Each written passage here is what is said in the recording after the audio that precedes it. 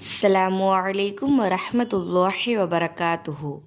பிஸ்மில்லாஹிர் ரஹ்மானிர் ரஹீம். ஹதீஸ் நம்பர் 7.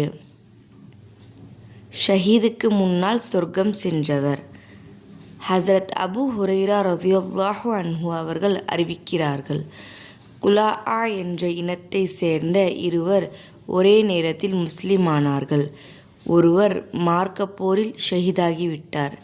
அடுத்தவர் 1 வருடத்திற்கு பிறகு மரணமடைந்தார். 1 வருடத்திற்கு பின் மரணமடைந்தவர் ஷஹீதை விட முன்னால் சொர்க்கத்தில் நுழைந்ததாக தல்ஹா இப்னு உபைதுல்லா ரலியல்லாஹு அன்ஹு கனவு கண்டார். இது பெரும் ஆச்சரியத்தை அளித்தது.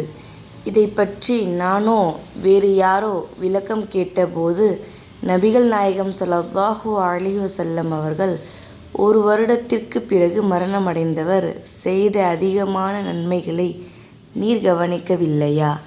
ரமலான் மாதம் முழுவதும் நோன்பு வைத்திருக்கிறார். மேலும் 1 வருடத்தில் 6000 ரக்காத்துகளும் இன்னும் எத்தனையோ ரக்காத்துகளும் ஷஹீதை விட அதிகமாக தொழுதிருக்கிறார் என்று பதில் கூறினார்கள். மாஷா அல்லாஹ். விளக்கம்: ஒரு நாளைக்கு ஃபர்லு மற்றும் வித்ர் தொழுகைகள் மட்டும் 20 ரக்காத்துகள் ஆகின்றன. ஒரு மாதம் 29 நாட்கள் என்று வைத்துக்கொண்டாலும் 1 வருடத்திற்கு 6960 ரக்காத்துகள் ஆகின்றன. 30 நாட்கள் உள்ள ஒவ்வொரு மாதத்துக்கும் 20 ரக்காத்துகள் அதிகமாகும்.